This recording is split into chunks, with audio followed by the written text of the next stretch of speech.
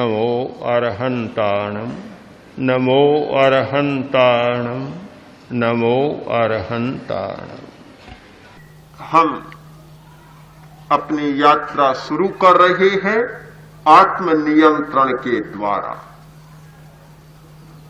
हम दो व्यक्तित्वों में जीते हैं, एक हमारा स्थूल व्यक्तित्व और एक हमारा सूक्ष्म व्यक्तित्व। सूक्ष्म व्यक्तित्व इस भौतिक शरीर से, पौद्गलिक शरीर से, इस औदारिक शरीर से जो हमारा संबंध है वह सारा हमारा स्थूल व्यक्तित्व है। हमें जीव माना जाता है, हम जीव के रूप में पहचाने जाते हैं, इसलिए कि हमारे स्थूल शरीर में कुछ ऐसी क्रियाएं हैं, ऐसे लक्षण हैं जो मनुष्य में या प्राणी में मिलते हैं, पदार्थ में नहीं मिलते। एक भेद रेखा खींची गई, एक पदार्थ और एक प्राणी। पदार्थ अचेतन, प्राणी चेतन।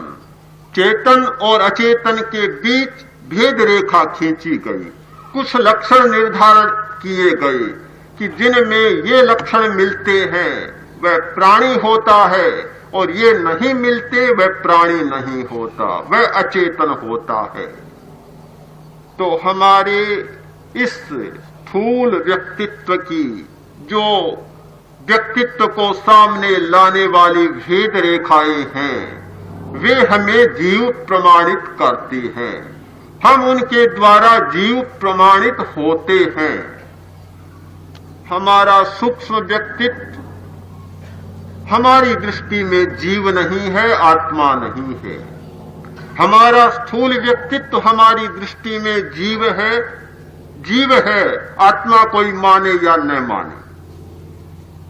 तो सूक्ष्म व्यक्तित्व ने स्थूल व्यक्तित्व तक पहुंचने के लिए 10 संस्थानों का निर्माण किया।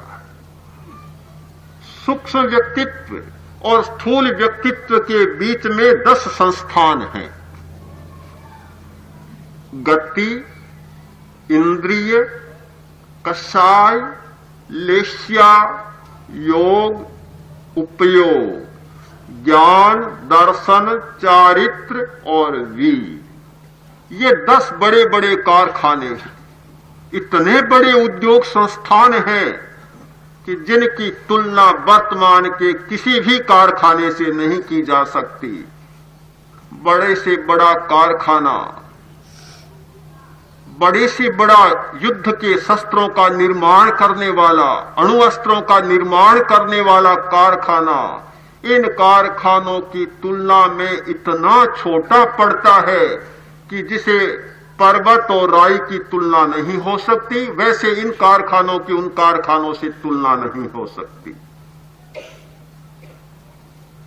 दुनिया भर के कारखानों को एकत्र करें, उनके आंकड़े एकत्र करें और एक हमारे स्थूल शरीर के कारखानों को एकत्र करें तो भी उनकी तुलना नहीं हो सकती।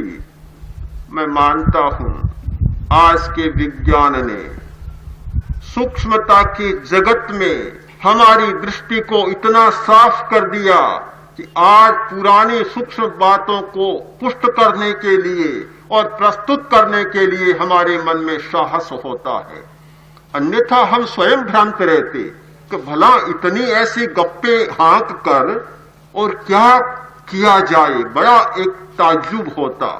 किंतु आज विज्ञान का बहुत उपकार हमें मानना चाहिए कि वैज्ञानिकों ने इतने सूक्ष्म सत्यों का प्रतिपादन किया है कि हमारे अतीत में प्रतिपादित सूक्ष्म सत्यों को प्रतिपादित करने में आज हमें कोई संकोच नहीं होता। आप एक छोटा सा उदाहरण लें। हमारा शरीर जो बना है वह सेलों से बना है, कोषाणुओं से बना है। शरीर में हर कोशिका एक अवयव का निर्माण करती है। वे सेल कितने सूक्ष्म हैं? 1 इंच की लंबाई में 2500 कोषाणुओं को सीधा रखा जा सकता है। यानी 1 इंच की सीधी लंबाई एक एक कोषाणु को रखे तो 2500 कोषाणु उसमें समाये 1 इंच में। अब वे सेल इतने सूक्ष्म कोषाणु, वे कोषाणु, हर कोषाणु एक बड़ा कारखाना है, एक बड़ा कारखाना, और उसके 10 विभाग हैं, 11 विभाग हैं। जैसे एक कारखाने में अलग अलग डिपार्टमेंट होते हैं, उसमें 11 डिपार्टमेंट हैं। अपना पावर हाउस है जो विद्युत पैदा करता है। प्रत्येक कोशिका के पास अपना मस्तिष्क है जो सारा नियंत्रण करता है। पाइप है, टंकियां है, फिल्टर है, सब कुछ भीतर है, पूरी की पूरी व्यवस्था है। और एक जो विभाग है वह जो भी प्राप्त होता है उसको रसायन के रूप में बदलता है, उसका रसायन बनाता है, विटामिन बनाता है, रसायन बनाता है।